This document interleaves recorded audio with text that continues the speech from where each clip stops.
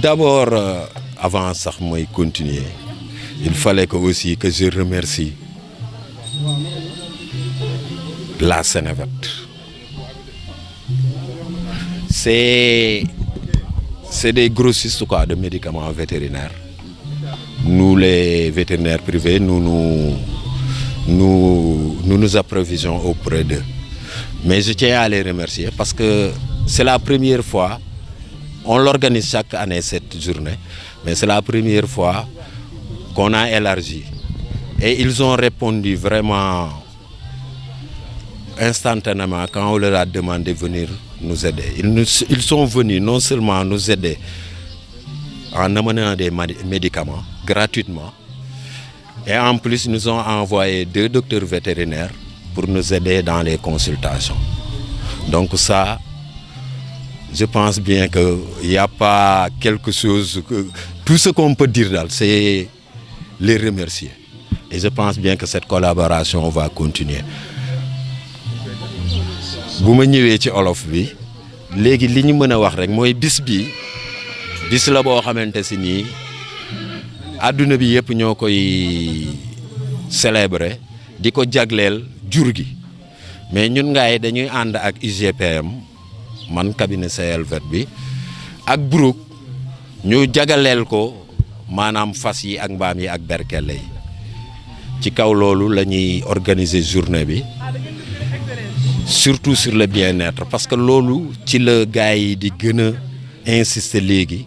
ci wàllu jur gi maanaam bien-être ni mu ko mën a waxee ci olof mooy maanaam tawféexu jur gi waaw tawféex mën nañu wax daal tawféex maanaam bien-être daal lépp a ngi ci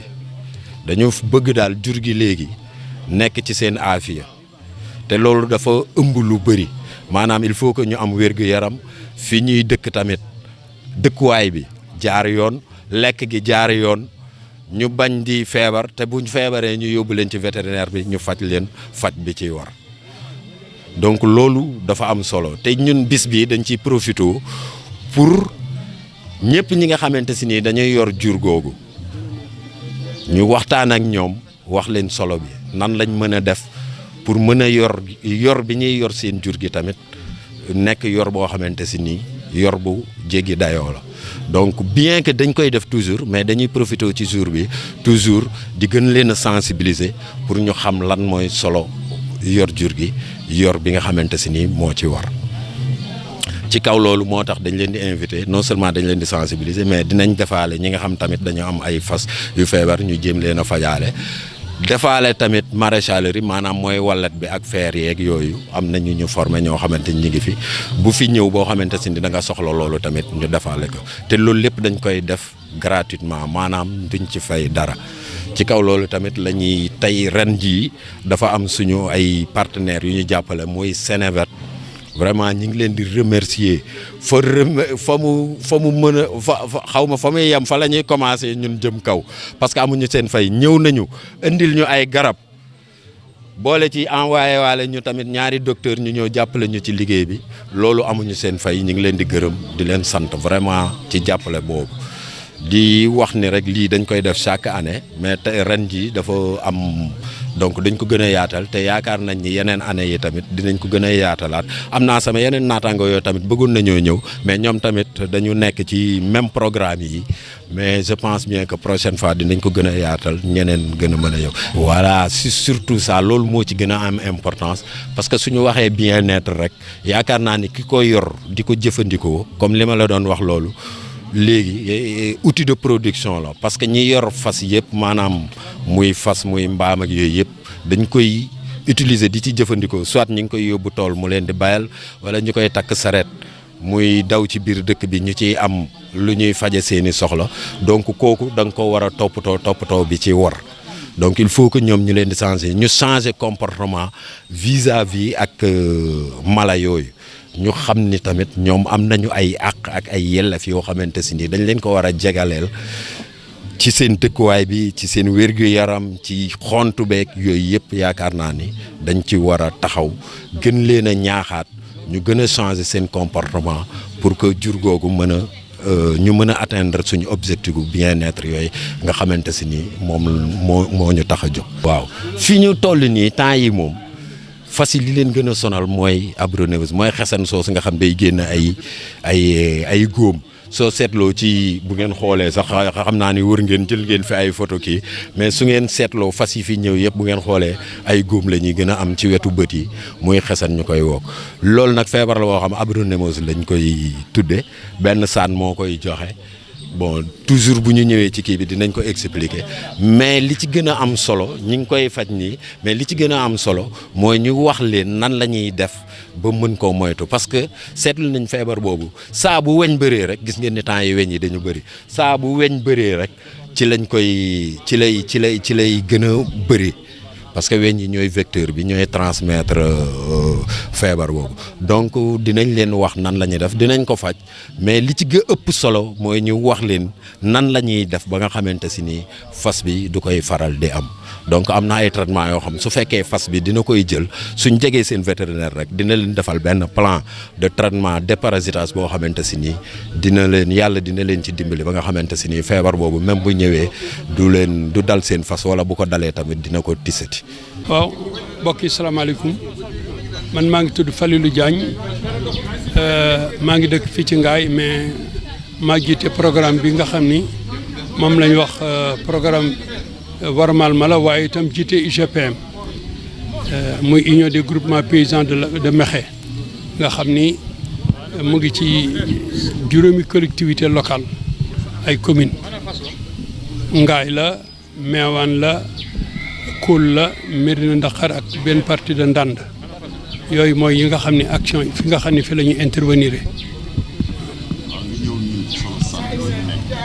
waaw solo centre bi moom baykat ku ko wax di nga wax ni di nga wax fas di nga wax mbaam parce que ñëpp xam na ni benn loxo mënul liggéey yor kër wante am na lu ko war a mën baykat lu ko war a mën a jàppale ñu xalaat ni nañ gën a jàppale fas yi ak mbaam yi ak berkele yi bu baax ba nga xam ni dina gis bu baax seen bopp ci biir kër gi ñi nga xam ne ñoo ko moom it gis seen bopp ci ni mala yi ñoom itam jàpp nañ ci kër gi parce que dañu xool ni bu fekkee ne téeméeri dërëm la mooy dugg ci kër gi dañu wax ni juróom-ñaar fukki ak juróom yëpp ba mala yi ñoo ko fi indi kon xam nga kooku ku mel noonu faaw ñu jéem koo waajal ba tax na bi nu waxtaanee ak suñu partenaire boo nga xam ni ma nga nekk Angleterre moo nu jàppale ci ni dinañ gunge ci programme bi fii ñetti at yooyu jeex na ba mu ni day tàmbalaat yeneen ñetti at ak nun kon loolu xam nga la mu ci gis xam na ni nun noo ngi taxaw ci luy warmal mala bi ci biir loolu itam nu xalaat ni war nañoo mën a jéem a seet benn foo nga xam ni fa la ñuy dalal mala yi ndax ñëpp gis na Ngaye semaine bu ne altine jë li fi ñëw ci fas ak mbaam dina ëpp fukki junni daanaka yi jóge ci gox yëpp ñu ni nag faaw nu jéem a xool nan la mën a def ba gunge leen ñoom ba nga xam ne te it yi fi ñëw ci digg naaj wi leen day yeew duñ leen jox lekk yenn saa yi ñu rëcc dem ci biir marché bi dajeeg jigéen ñi wala xale yi wala sax ñu dem ci commerçant yi nga xam ne kii di wëtt di dem ci loolu moo tax ñu ni nañ jéem a seet ba wutal leen béréb boo nga xam ni fe lañ leen di dalal bu ñu ñëwatee Ngaye ci biir loolu nag ñu waxtaan bu baax ak municipalité Ngaye son conseil municipal ñu wax ni waxtaan ak ñoom ñu ne nu dinañ leen mën a may foo nga xam ni fu ngeen ko mën a def bu ngeen amee lu ngeen ko tabaxee ñu waxtaan ak suñu parando boobu mu jàppale nu ni nu dinaa leen jàppale ci lu koy defar ba jox nu lu war a toll ci juróom-benn fukki million pour ñu defar ci lu toll nii nga xam ni def nañ fi fanweeri kër ak ñaar yoo nga xam ne mu ngi fii ci kii bi non seulement fanweeri kër yeeg juróom-ñaar waaye am na place boo nga xam ni lu bare mën na fay yeew ba tax na bu ngeen xoolee kii bi kër gi dañ ko mujj reboiser waat pour que éventuellement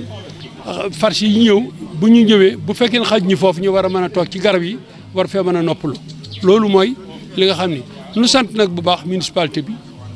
sant bu baax Brou waaye bu fekkente ne dañ doon xool li nga xam ne moo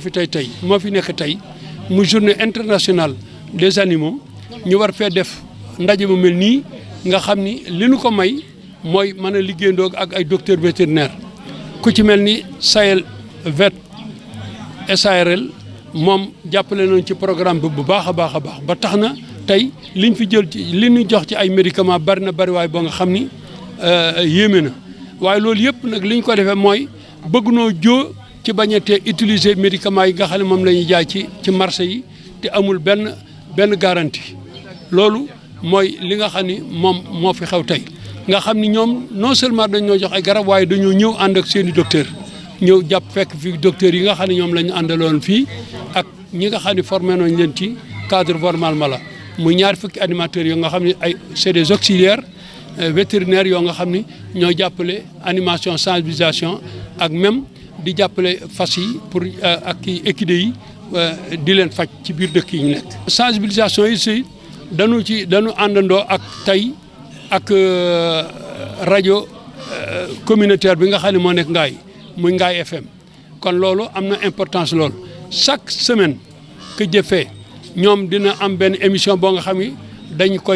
koy teg ci rajo yi di waxtaan ci ak ñi nga xam ne ñoom moom fas yi wala ñi nga xam ne ñoo yor programme bi wala même ñi nga xam ne ñoo nu financé wala municipalité bi nga xam ne moom la ñu àndal ci liggéey bi ñoom ñuy waxtaan ak ñoom waxtaan woowu nag dem na ba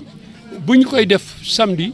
ñëpp ñi nga xam ne ñoom la rajo bi laal danañ woote waxtaan wax bu ñu amee benn dara lu leen jaaxal ci seen fas wala seen mbaam wala seen berkele ñu woo rajo bi wax ko su ko defee animateurs yi war a mën a dem jàppale loolu aussi la am si importance la waaye aussi au niveau national ñoo ngi liggéeyandoo ak rajo yoo nga xam ni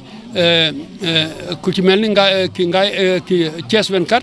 ñu ngi liggéeyandoo ak moom di liggéeyandoo Sud FM di liggéeyandoo ak Walf di liggéeyandoo TFM ñoom ñëpp ay organe de presse la yoo nga xam ni ñoom li ñuy def fii bëgg nañ ko di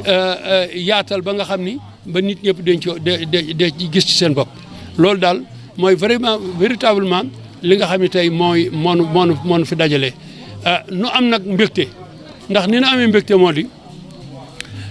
journée internationale bi dafa nekk loo nga xam ne tey bu ngeen ko xoolee qualité ngeen fi fekk parce que qualité mooy lan ñi nga xam ne ñooy jëfandikoo fas yi ñoom ñëpp ñëw nañu ñooñu mbégte la ñu am tey boo gisee ñu def ay troupe théâtrale yooyu yëpp dañ leen a bëgg a bégal wante fas yi yow itam ñoom seen journée la parce que dara weesu ci lu dul ñu jël garab yi toll nii di leen ci faj loolu moom mooy seen manoore ci bis bi parce que ñoom loolu lañ bëgg bañ a am benn stress bañ a am benn problème lu programme feebar bu ñu am ñu mën leen a faj ci bis bi loolu moom mooy seen manoore moo tax ñu def leen ñu indi leen fii tey ci centre bi nag wax dëgg yàlla comme ni ma ko waxee du centre UGPM naam moo fexe ba ñu construire ko waaye amu ci dara loo nga xam ne lu ciy revenir ci boppam municipalité bi c'est la même chose li ñu bëgg daal mooy Brooke bi nga xam ne moo nu financé bokku ci yoonam néew ci li wér daal mooy na fexe ba garab yi nga xam ne moom la ñu nekk wala fas yeeg mbaam yi ak berkele yi li ñu war a am lépp ci seen liberté yi ñu mën koo am loolu rek mooy mënoo rek ñi nga xam ne ñoo ñu jàppale ci programme bi kon loolu lañu bëgg ñëpp di ko mën a ba léegi nag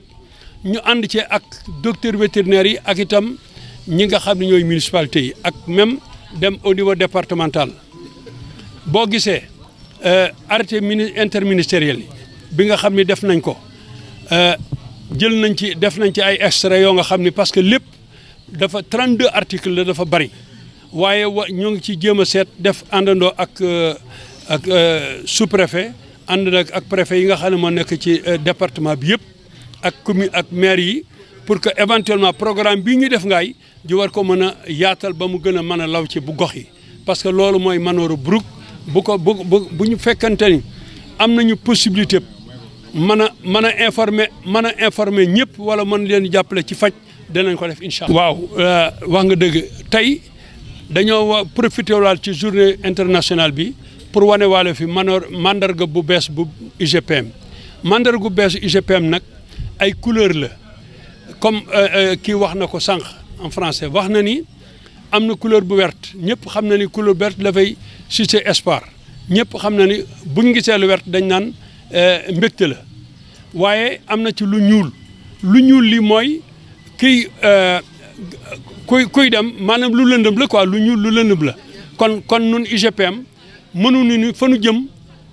leer na nañ kon beneen bu chocolat bi mooy moo yoon wi nga xam ne yëngu-yëngu yi nga xam ni moom la ñuy jéem a fa lañ bëgg a jaar ba mën a déggi lu ñu loolu dem ci lu wert li loolu mooy ñetti couleurs yi nga xam ne moom la incarné waaye ci biir loolu am na ay nit koo nga xam ni day wane la main d'œuvre maanaam liggéey wan na ci fas mu ngi ci biir fas woowu itam ñëpp xam na ni wax naa ko léegi nee naa la fas dafa bokk ci sunu koom parce que wax naa ni 75% ci revenu yi jëm ci exploitation familiale yëpp ci fas lay bàyyi ko wala ci mbaam mi kon loolu daf cee bokk mu nekk beneen kii boo nga xam ne dañ cee def ci biir muy agro-sylvo-pastoral ñëpp xam ne UGPM manoore mooy mbay la d'abord sàmm la waaye defaraat àll bi la moo tax ñu def ko vocation agro-sylvo-pastoral loolu moo feeñ ci biir logo bi nga xam ni moom lañ doon présenté tey ñii di ko wan nga xam ni ku gisati lu mel noonu da nga xam ni UGPM kat lii mooy mandargaam mooy manooreem mooy mandargaam waaw foo mën a nekk ci àdduna boo ko gisee di nga xam loolu. Oui, donc moi je m'appelle Ndiagat Fall, je suis le secrétaire général de l'UGPM et coordonnateur du projet Wormal Mala qui est en train d'être mis en œuvre en collaboration avec l'appui de Brook,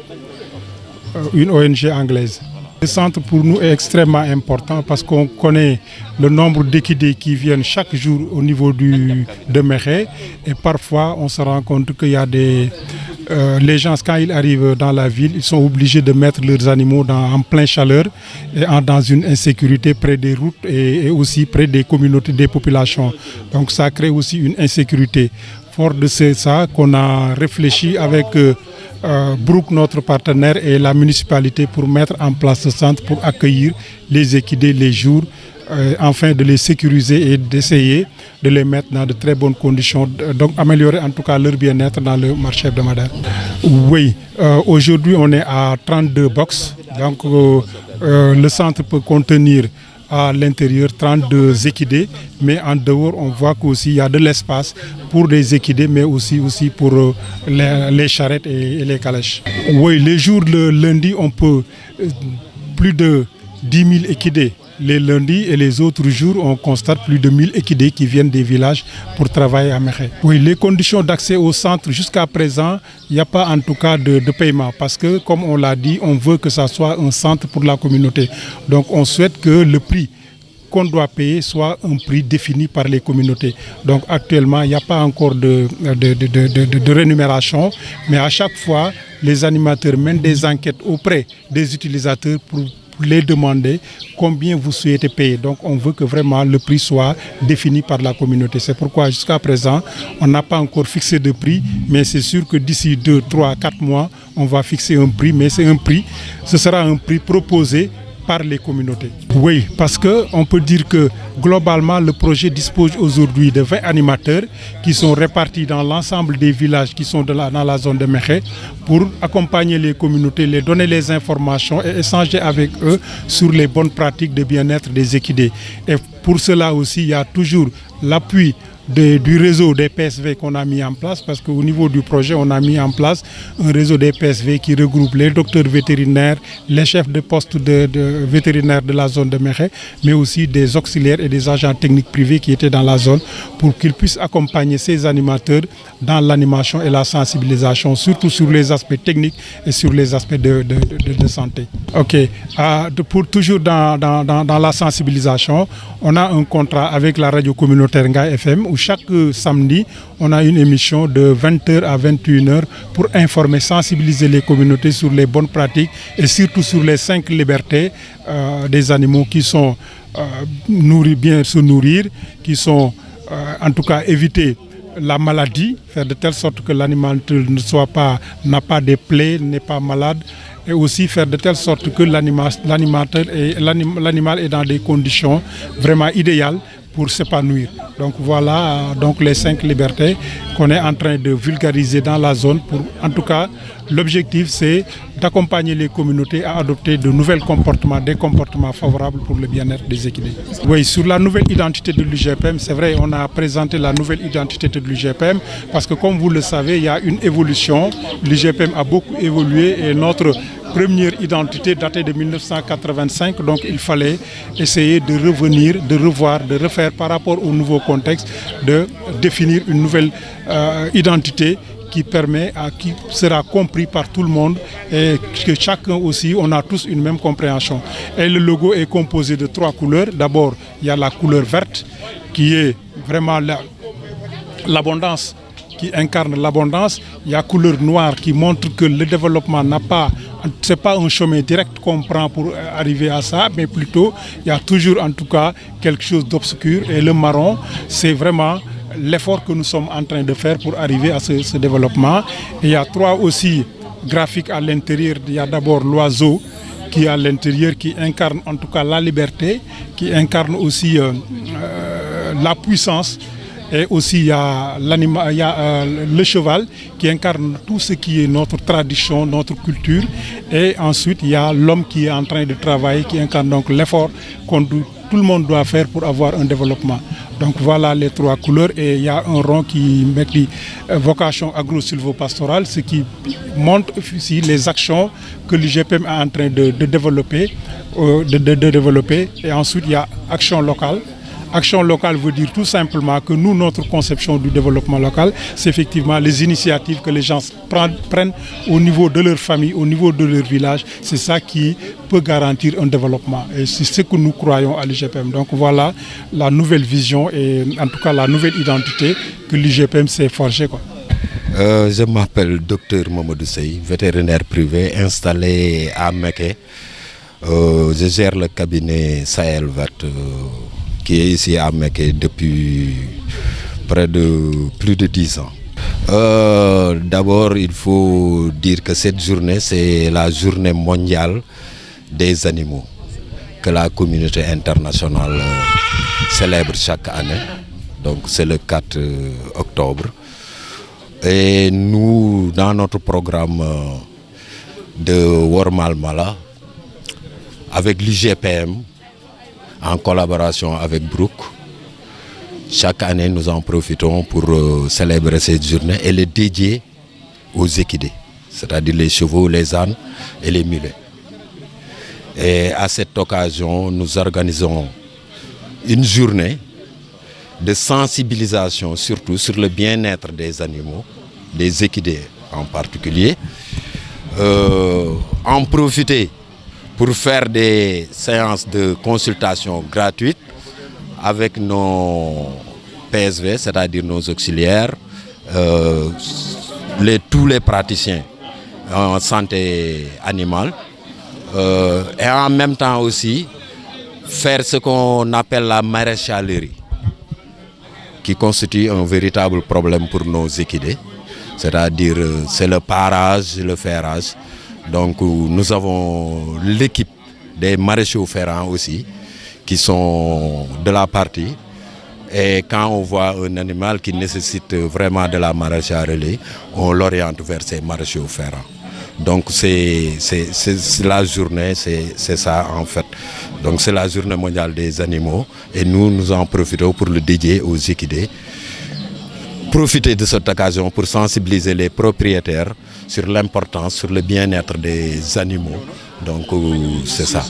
Premièrement, la santé. Il y a la santé. Les gens ignorent beaucoup de problèmes sur les animaux. Ils essaient quand même quelquefois de faire de l'automédication. L'animal a un problème, ils essaient de traiter. Quand ils voient qu'ils ne peuvent plus rien, qu'ils vont voir le vétérinaire. Ça, c'est un problème. Nous essayons de les sensibiliser sur ça. Éviter les médicaments de la rue, ça pose beaucoup de problèmes. Deuxième chose, problème de maraîchalerie. Les équidés sont mal parés, ils sont mal ferrés. Donc on a formé des maraîchers ferrants pour cela. Donc on les sensibilise pour qu'ils voient les maraîchers ferrants, ne serait-ce que 2 fois dans l'année ou bien 3 fois, pour vraiment essayer de régler. Parce qu'on se rend compte que beaucoup de problèmes de boiterie sont liés donc à la maraîchalerie. Donc ça, c'est un autre problème. L'autre problème, c'est la gestion de l'animal, c'est-à-dire l'habitat, là où il est. Donc il y a des normes qu'il faut respecter, c'est-à-dire ne serait-ce que le peu de propriété qu'il doit avoir dans son habitat. Donc on les sensibilise sur les normes qu'il faut respecter sur l'habitat de l'animal, parce que ça peut l'aider sur beaucoup de choses. Sur l'alimentation. L'alimentation aussi, c'est très important. On les sensibilise aussi sur la manière de gérer aussi les efforts de l'animal, le travail. On sait qu'on est en période hivernale. Les animaux sont vraiment sollicités dans les travaux champêtres. Donc il faudra qu'ils savent comment gérer ces efforts-là pour ne pas vraiment fatiguer ces animaux-là. Donc en fait, grosso modo, c'est sur ces points qu'on essaie de sensibiliser ces animaux. Et ce qui est plus important, c'est surtout de responsabiliser ces propriétaires, qu'ils savent que cet animal-là, c'est un bien. Et qui dit bien, c'est un outil de production. Donc il faudra qu'ils prennent en compte ce volet qui est très important. Donc si l'animal se porte bien, c'est eux qui gagnent. Parce que je sais que si tu n'as pas un animal, tu ne pourras pas faire tes travaux champêtres. Et on sait que beaucoup d'animaux ici font aussi la traction hippomobile, c'est-à-dire il y a le transport de marchandises, les sables. Dans les quincailleries, c'est eux qui font le transport des marchandises. Il y a beaucoup de choses. Donc il faudra que ces animaux soient bien portants pour que le propriétaire puisse avoir quelque chose pour cet animal-là. Présentement, il y a beaucoup de cas d'abrenomos. C'est les plaies qu'ils ont. Vous avez vu, c'est les animaux-là. Il y a beaucoup de plaies qu'ils ont. C'est la période quand il y a beaucoup de mouches et autres là. Et puis on essaie de les sensibiliser pour voir comment faire pour éviter ça. Parce que la médecine vétérinaire, c'est surtout une médecine préventive. Donc on essaie de sensibiliser, de leur dire comment faire pour éviter. Mais pour le moment, ces temps-ci, c'est surtout ces cas d'abrenomose qui sont les plus fréquemment rencontrés. Il y a les cas d'abrenomose, les parasitoses. Il y a aussi les cas de colique qui sont dus au surmenage, les surcharges de travail, comme je le disais tout à l'heure. Donc il faudra qu'ils sachent comment gérer les efforts des animaux et surtout l'alimentation. Je sais qu'ils ont des problèmes, mais heureusement que cette année, la pluie, alhamdulillah, il y a beaucoup de pâturage, les animaux peuvent manger. Mais surtout, il faut qu'ils essaient quand même de se rapprocher du vétérinaire pour qu'ils leur mettent un plan de déparasitage, de vaccination pour éviter certains problèmes.